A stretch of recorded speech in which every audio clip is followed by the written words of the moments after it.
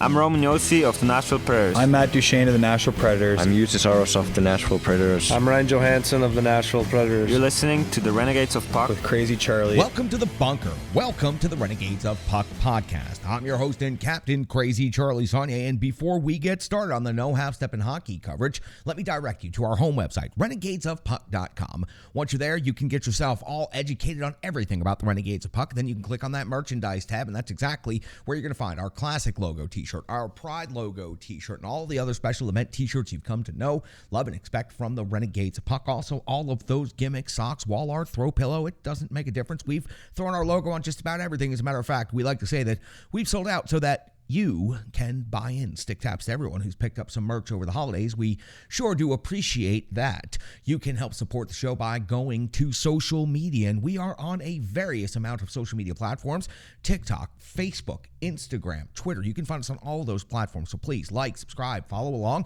and share some links when you can on your own social media platforms. Also, you can find us live on Twitch. That's our live streaming platform. You can find us on YouTube. That is, of course, where you find Renegades of Puck TV, and the Renegades of Puck podcast can be found on a numerous amount of podcast platforms, just a couple: Stitcher, Spotify, Amazon, and others. So please give us a like, give us a follow, give us a subscription, and follow along on each and any one of those platforms. It doesn't take you but a second, it doesn't cost you anything, and we sure could use the support. Thank you, Stick Taps, love, and respect to each of you for the support. Now, you can become a partner and support the Renegades of Puck in a financial way, and believe me, it has gone a long way to helping us out. Microphones, lights, you have seen it. The camera is the biggest upgrade that we have made here in the bunker. And now we've gotten ourselves a brand new set of headphones, and we, of course, gotten ourselves a couple of more things coming along. As a matter of fact, thanks to generous Renegades like yourselves, the Renegades of Puck Hockey Club is going to be able to get extra uniforms for the upcoming team, and we thank you so much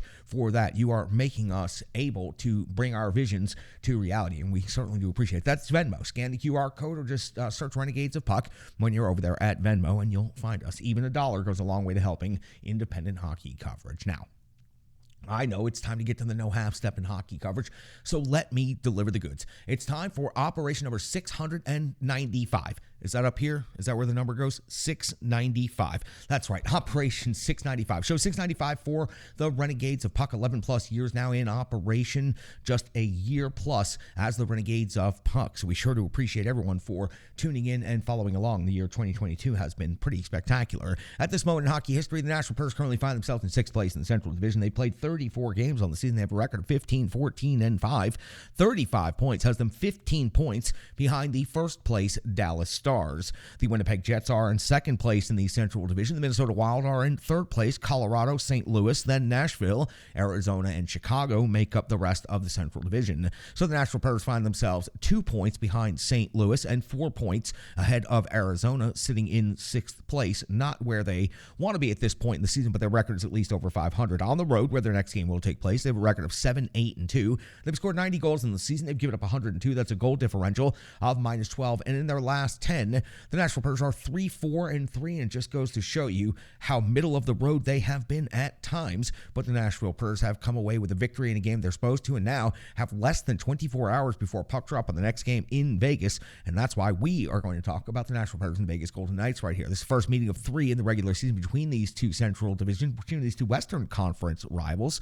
They are not in the Central Division, but wouldn't that be fascinating? They'll meet again on February the 7th in Nashville, and then again on April the 4th again in Nashville. So this is the Nashville Predators' one and only trip to Las Vegas this year, unless these two teams find themselves in a best-of-7 playoff series. The Vegas Golden Knights have a record of 24-12-2. That is 50 points in total. They are 1st overall in the Pacific Division. Now, they do have one hole in their season. That is their home record. They are 10-9 on home ice. They do have a goal differential of +19, and as of late, they have been playing some pretty up and down hockey. Let's go back and take a look at the most recent stretch of 5 games for the Vegas Golden Knights. On the 19th of December, it was a 3-2 loss versus the Buffalo Sabres. Followed that up on the 21st of December with a 5-2 win versus the Arizona Coyotes.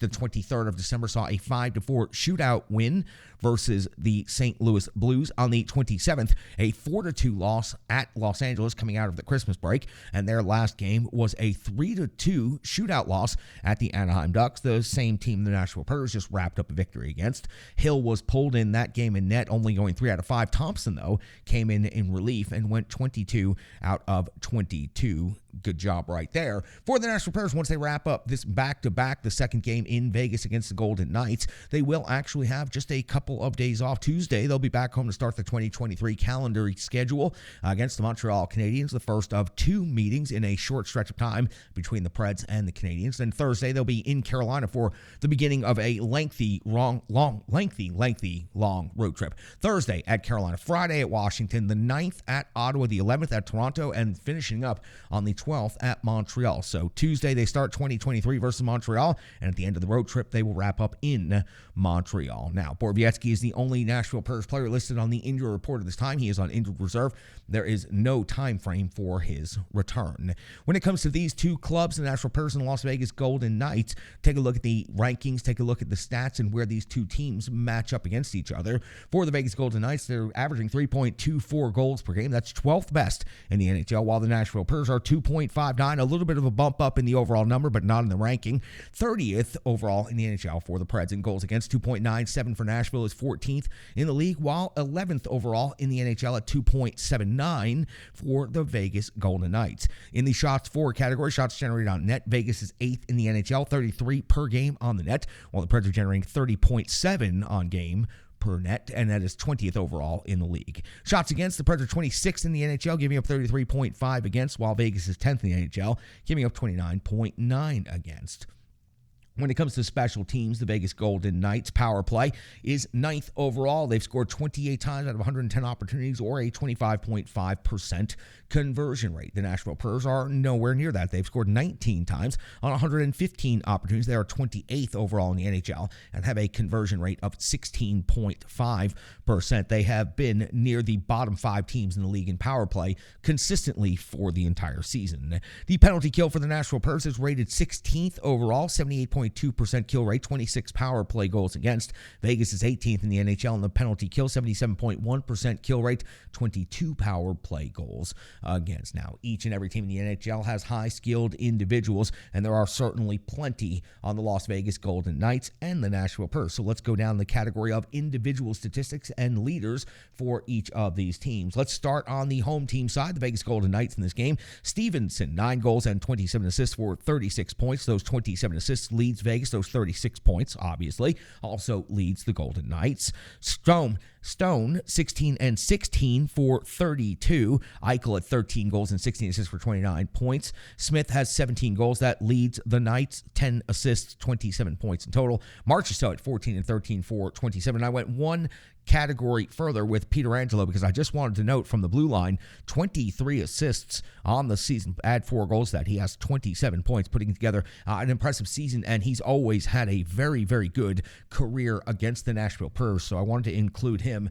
in the conversation. In net for the Vegas Golden Knights, Thompson is 16-9-1 on the year, a 9.16 save percentage, a 2.59 goals against average. Flipping over to the visiting team, the Nashville Predators, Philip Forsberg, a nice bump up in the standings, reclaims the number 1 spot for the Nashville Predators in scoring, 11 goals, 18 assists. Neither of those leads the team individually, but his 29 points does lead the Nashville Predators. Roman Josi, the captain, now has 8 goals and 19 assists. That 19 assists is the team leading 27 total points. That's second overall on the team.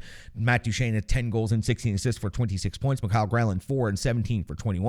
And Nino Niederreiter, 12 goals now and 6 assists for 18 points. Those 12 goals are the team lead at this time. I wanted to make a note of both goaltenders, expecting Lankinen to get the start against the Vegas Golden Knights. So let me give you his numbers first. 3-4-0, 9.25 save percentage, 2.64 goals against average. And UC Saros' updated stats just to keep up with the numbers. He now has a record of 12-10-5, a 9.16 save percentage, a 2.75 goals against average. And he has really put together a very, very good month of December overall for the Nashville Predators. Quick turnaround, but the Nashville Predators did a good job of managing their ice time, and it was a blowout victory. It was not really a very competitive game against the Anaheim Ducks, and ice time was managed properly. All 4 lines were rolled. The Nashville Predators should be as prepared as they can be to turn around in less than 22 hours and head on into Vegas to face off against the first place Golden Knights. That gets you all set up. Now, let's see what happened in that previous game that I just mentioned. It was a blowout against against the Ducks, but let's find out how we got there. Rebirth Sports, check out their work, rebirthsports.com, or find them on social media, Twitter, Facebook, Instagram. Very easy to find them, and they're very interactive, very good people, and I certainly love having a partnership with that crew. You see me wearing the Renegades of Puck home jersey right here in the bunker. You see me wearing the road jersey, the third jersey, just last night skating with the Mighty Drunks here in Middle Tennessee in the Middle C Division. Got a chance to pull on the red, white, and blue Rebirth Sports Mighty Drunks jersey. Good looking threads out there at the rink. Got asked multiple times, where did that jersey come from? And I had to tell them, of course, because I love having the conversation. Came from Rebirth Sports. Sure to appreciate them. They take visions, make them reality, and they are certainly not jersey makers. They are hockey tailors. So check out their work, rebirthsports.com. We go all the way back to December the 30th of the year 2022, and the Nashville Preds were in Anaheim to take on the Ducks, and John Hines throws his lines in a blender, and this is what he comes up with for this game. Forsberg, Parsonen, and Sissons, Trennan, Johansson, and Duchesne, Niederreiter, Glass, and Granlund, Smith, Novak, and Janot, McDonough and Yossi, your first defensive pairing, Ekholm and Carrier, Luzon, and Fabro. Again, the defensive pairings have largely stabilized now that most of the players are back from injury. UC Saros gets the start in net on the first day of back-to-back afternoon games. Very unusual to have these type of start times, especially on weekdays, but during the holiday times, of course, things get a little bit messed up. We go to 109 of the first period, and UC Saros is coming with save on Benoit. It's the first shot of the game for either of the team. With 131, Saros is back to work already. Another save on Klingberg, this time at close range. And Klingberg, has had a very good career against the Nashville Predators team. 250 of the first period, Gibson comes with a save on Novak. It was the initial shot hit through traffic. Then the opportunist that Tommy Novak is, he goes ahead and grabs the puck and fires it on net at 8:06 of the first period after the teams go back and forth exchanging shots on goal. Colton Sissons' fourth goal of the season gives the Nashville Predators a 1-0 lead. It was a wrist shot from the circle. Parsonen, hard on the forecheck, makes this play happen and really creates this opportunity for the Nashville Predators. Colton Sissons finds a good, quiet, open space, and he converts for his fourth goal of the season. Preds lead 1-0 on the road. 9:45 of the first period. Saros comes up with a save on Terry, 10:19. Gibson comes with a save on Niederreiter off the rush, 11:33. Gibson comes up with a scramble save on Ekholm, 13:24. Leeson hits the crossbar after a face-off win by the Ducks. 15:34 of the first. Saros comes with a save on Zegras from long range. It was an easy save because the traffic was denied around the crease area. Great job and great support by the Nashville Predators defense. 19:59 of the first period. Gibson comes up with a save on Yossi's long shot from out by the blue line. That takes us to the end of the first period. The Preds have a 1-0 lead on out shooting the Ducks 13-9. We go to 2:20 of the second period, and we've got a long shot through a massive traffic jam, and it's going to be Carrick deflecting that puck into the net. That goal would end up being changed a little bit earlier awarded to another player, but Carrick ends up getting awarded the goal, and now we have a tie game 1-1. 4:16 in the second period. Gibson comes with a save on Yossi's long shot. A strong shift in the offensive zone to respond to Anaheim tying the game up. Good job by the Nashville Predators right here. 5:31. Gibson comes up with a save on Trennan, but at 9:04, Trennan is back just a couple of minutes later to get his revenge. His fourth goal of the season gives the Preds a 2-1 lead. He wins the battle for his own rebound after Matt Duchesne got the play started by winning the face-off. Trennan fires the shot, chases it to the net, wins that battle, gets it back, puts it into the net. His fourth goal of the season gives the Preds a 2-1 lead. Now, midway through the game, Gibson's coming with a save on Niederreiter. 10:28 of the second. Gibson comes with a save on Glass at the back post. Really good offensive opportunities by the Nashville Predators right here. 13:20 as the Nashville Predators continue going to work. This time it's Philip Forsberg now converting. 3-1 in favor of the Nashville Predators on Forsberg's 11th goal of the season. Some rebound jam off of Parsonen's jam. Parsonen had a couple of opportunities before Philip Forsberg comes in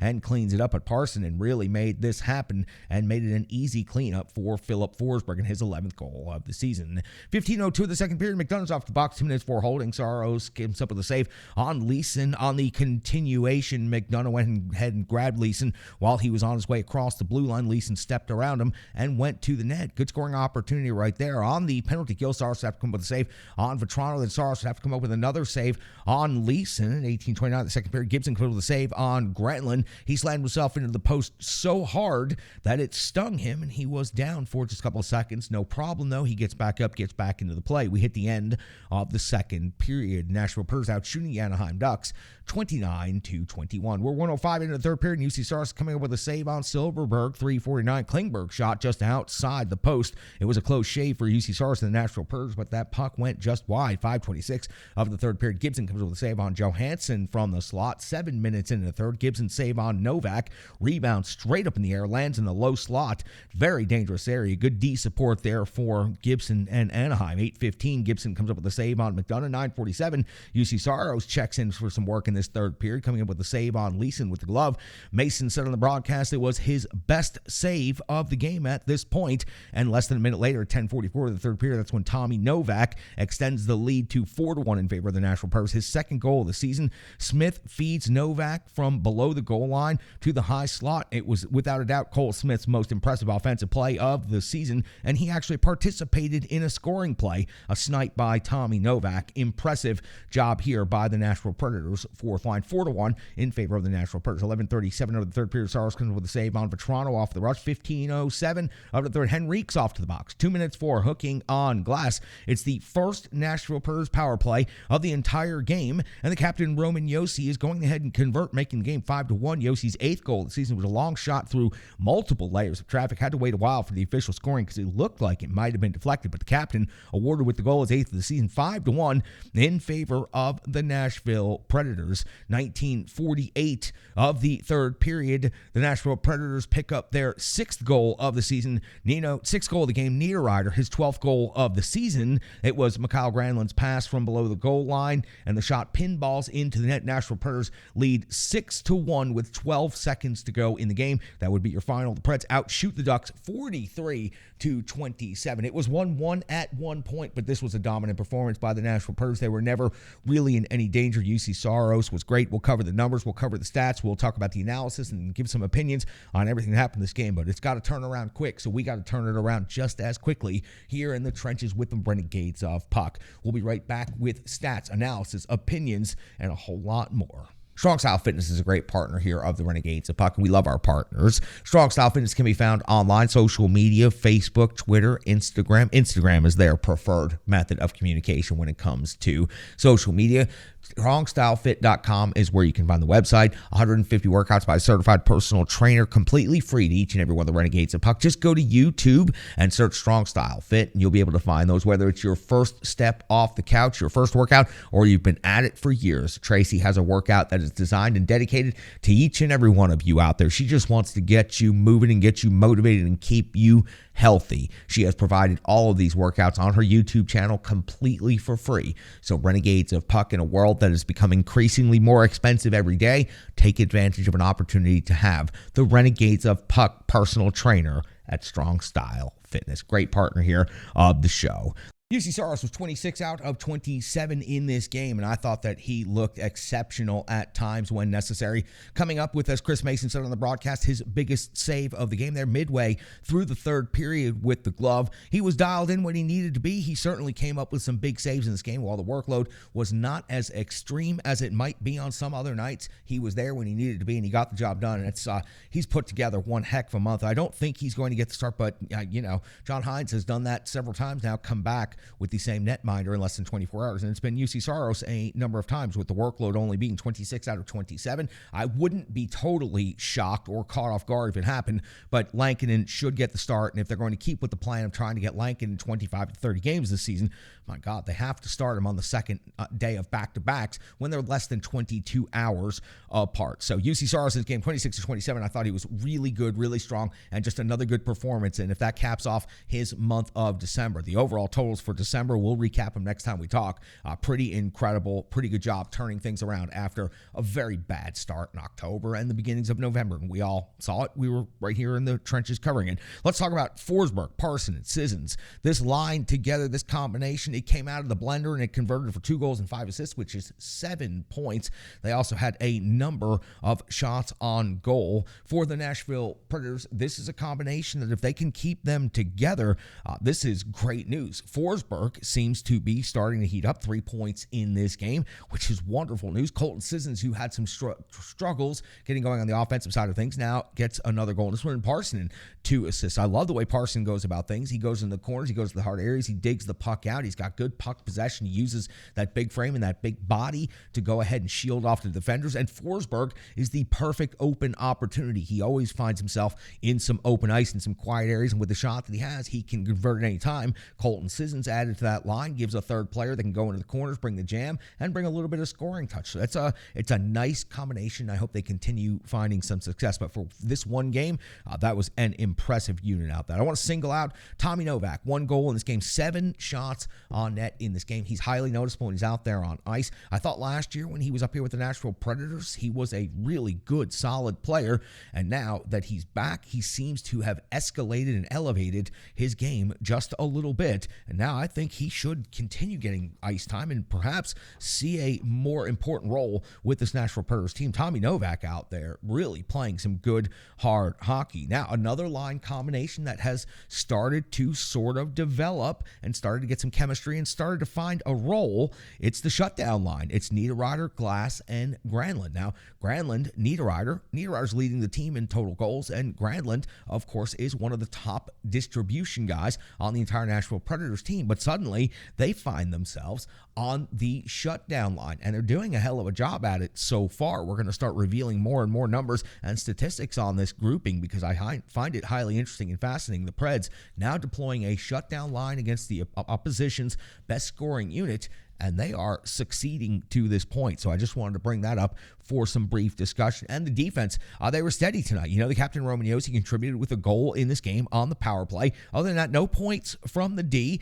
Shots on goal from the D was fairly low. As a matter of fact, block shots were fairly low. And if it wasn't for Luzon's 7 hits on net, the shots would be pretty low. But you know what they did? They played a good, steady game, and they only ended up giving up 1 goal against in this entire game. That's a good, steady, professional defensive job, and they have to do it again tomorrow against a much better team. So they'll have to perform at a much better and higher level. But for today, this was excellent. It's exactly what you needed to do against the last place team. You closed them off, you shut them down, you only gave up 1 goal against, and in any NHL game, that is a perfectly acceptable day. So the defense, steady, professional, and a great job. They get those 2 points. The business handled. That's the next point. They got those 2 points. A last place team. Listen, when they went up against Ottawa not that long ago, it was assumed that's a last place team at home. The Preds are going to just go ahead and beat them, and the Preds failed to do that. Now, the Nashville Predators have taken care of Chicago. Now they've taken care of Anaheim in their recent stretch of hockey. These are points the Nashville Predators have to get. They're points that the Nashville Predators have to take from these other teams. They cannot afford to lose to teams below them in the standings, and that's exactly what Anaheim is, and that's exactly what Anaheim will continue to be. So the Preds have 2 victories now against the Ducks this season. They picked up 4 out of 4 points. 2 points on this one, 2 more points to go on the road trip. We'll close by talking about the Vegas Golden Knights and what they need to do on that one. But for right now, I've given you a whole lot of analysis, and I want to hear from Brian Baston stepping up and taking analyst 1 role in this one. He's got more than the charts that you need to see. He's got more than the numbers you need to know. From ontheforecheck.com, you can find him on Twitter at Brian Baston. He is the one and only Brian Baston. Nashville closed out the year 2022 with a road trip on the West Coast, and the first stop that they were going to make in this back-to-back was a game against the Anaheim Ducks, arguably one of the worst teams in the NHL.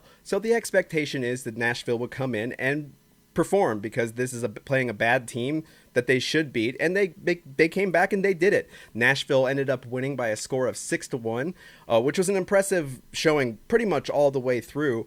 But tonight was a historic night for the Nashville Predators as Philip Forsberg was skating in his 600th career game for the Predators. And what did Phil do? Well, Phil did what Phil does best, and that's perform spectacularly on a big stage. He, of course, was the first star of the game, tallying 1 goal and 3 points on the night. And the topic of Philip Forsberg and history is the topic of tonight's One Big Stat. Now, like I said before, Philip Forsberg has put his name in the history books quite a bit, especially in the last couple of seasons. As it stands right now, Philip Forsberg is the holder of 8 records for the Nashville Predators, 4 of which are career totals in goals, even strength goals, hat tricks, and game-winning goals, and the other 4 come for the best performances in a season. Again, in most even strength goals, most game-winning goals, most goals per game in a season, and most points per game in a season. So Philip Forsberg is no stranger to the record books, just like his teammate Roman Josi. But in true Philip fashion, he's not done. That's right. In the last game of 2022, tomorrow's back end of the doubleheader against the Vegas Golden Knights, Philip Forsberg has a chance to become just the third player in franchise history to score 500 points, as he currently sits at 498. Now, again, only 3 Predators have gotten to 500 points, David Legwand and Roman Josi, of course. However, Philip Forsberg can do this. In 10 career games against the Vegas Golden Knights, he's had 2 games of 2 points or more. So there's a good chance that he could break that record in game 601. But to talk about how good Philip Forsberg was, and he came in and did what he was supposed to do against a team that he's used to having success in. Anaheim was one of 9 teams in the NHL in Philip Forsberg's career where he has averaged more than a point per game in his career. Now, the teams that currently have more is Seattle, which they've only had 4 games. So that's five points in 4 games is going to make that look good. But the one team ahead of Anaheim is the Washington Capitals, which I think is just a good bit of trivia. So, again, tomorrow night, Philip Forsberg has a chance to join an elite club of NHL skaters for this franchise, as he could get his 500th point in his career in just 601 games. And if not, well, I'm pretty sure he's going to do it very soon. And that's tonight's One Big Stat. Stripe Digital Solutions is another great partner of the Renegades of Puck, and I sure do appreciate everything Stripe Digital Solutions does for us here in the trenches. Check out their work, stripedigitalsolutions.com, or online, Instagram, Facebook, and Twitter. You see the crest that is on the jersey right here. You see the logo on the wall behind me. The website, renegadesofpuck.com. Our social media and brand building plan, all of that is managed by and through Stripe Digital Solutions. We could not succeed on any level in the current world the way it functions without a strong digital partner, and Stripe Digital Solutions is the strongest digital partner. I urge and encourage each and every one of you to reach out to Brandy and start the conversation today. I think that my website is fantastic. My logos, my graphics, I think everything is wonderful, and that is because I have visions and ideas, and then they are whittled down by Stripe Digital Solutions into something that actually is coherent and makes sense on the screen. They do incredible work, and I encourage each and every one of you, check out Stripe Digital Solutions today. All right, let's go ahead and take a look at the box score right here. Since Brian Baston went ahead and stepped up and took analyst 1 role in this game in some first-line minutes, I'll go ahead and give you some numbers from the official box score. Your goal scorers from the Nashville Predators, 6 different goal scorers in this game. I'll go ahead and just give them to you in order. Forsberg, Niederreiter, Novak, also Sissons, Trennan, and Josi, all with goals in this game. On the assist category, you had 2 players on the team with 2 assists. That was Philip Forsberg and Parssinen. Also getting assists in this game, Glass, Granlund, Janot, Sissons, and Cole Smith. No one from the defense picked up an assist in this game. In shots on goal, Tommy Novak led the Nashville Predators with shots on goal in this game with 7 total, but also wanted to note of a couple other players. Niederreiter had 6. Glass had 6. Also with 5 shots on net was Trennan and also the captain, Roman Josi. So the Nashville Predators spreading the shots around and certainly piling them up in this game. When it comes to hits, Luzon led the team in hits total with 7. He continues to go out there on the third defensive pair and play a good, solid physical pair and do what he has to do in his 19 minutes. He has so far proven that he can handle things out there in that particular role. Second on the team in hits in this game was Parssinen. He had 4. Just want to make sure I made a notation of that. Time on ice is something that's worthy of discussion very quickly right here. 16:59 for the forwards was your time on ice leader.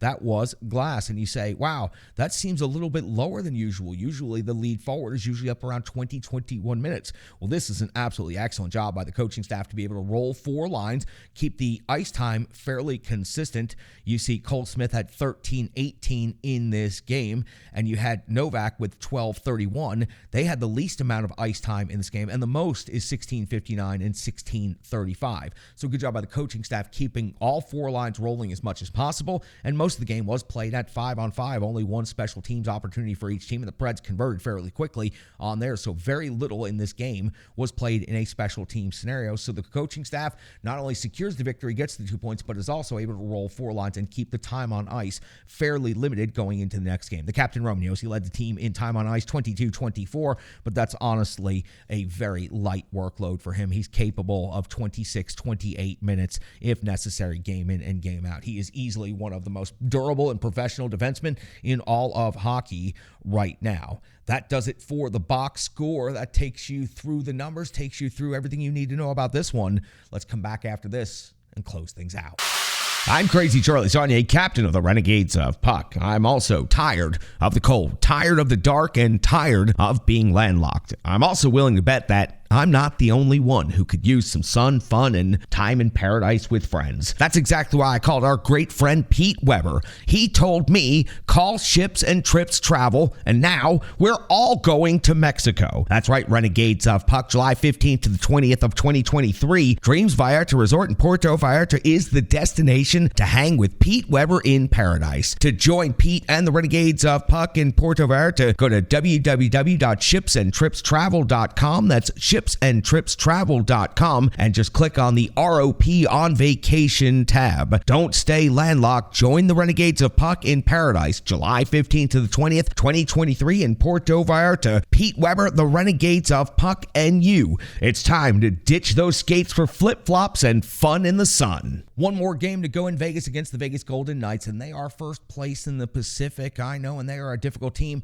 to play against. The Nashville Predators haven't had the best history against the Vegas Golden Knights in the couple of years that they have existed in the NHL, but for the Nashville Predators, there's an opportunity in front of them. They picked up the first 2 points on this first of back-to-back games, and they have an opportunity to go into Vegas and take those 2 points. It could be a signature win on the season, on the short list of signature wins on the season. If they beat the Vegas Golden Knights to close out the year 2022, they have a couple of days off after that. They'll get to celebrate New Year's Eve. The game's early enough tomorrow that I assume they're going to jump on a plane and come on back home, but they may have an opportunity, if they secure this victory and get these 2 points, to celebrate in Vegas, and we sure hope that they're able to do so, because it's going to be a lot more enjoyable to talk about another victory for the Nashville Predators. There haven't nearly enough of them. They've got an opportunity right here. Take the 2 points, sweep the 2-game back-to-back in this Pacific Division road trip, and come on back home and get yourself set up for the 2023 calendar and the rest of the season. For the Nashville Predators, it's simple. Close 2022 strong. There's 60 minutes of regulation hockey left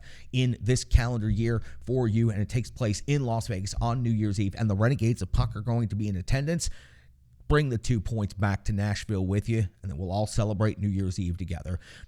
Happy New Year's to each and every one of you Renegades of Puck. I sure am appreciative of each and every one of you. Thank you so much. Don't forget, go back and check out episode 694, the episode just before this. That was our 2022 year in review and recap from the trenches. If you missed anything in there, we included a whole lot of clips from different shows and different operations that we were a part of throughout the year 2022. It's been a fantastic year. We sure do appreciate every one of you, and we'll be here tomorrow. We're not only going to be broadcasting and covering the next game, but we'll be playing in the Wish Cup over New Year's Eve and New Year's Day. So the last thing I do in 2022 and the first thing I do in 2023, besides breathing, is going to be playing hockey and talking about hockey right here with the Renegades of Puck. Stick, taps, love, and respect, my great Renegades. I am your hosting captain, Crazy Charlie Saunier.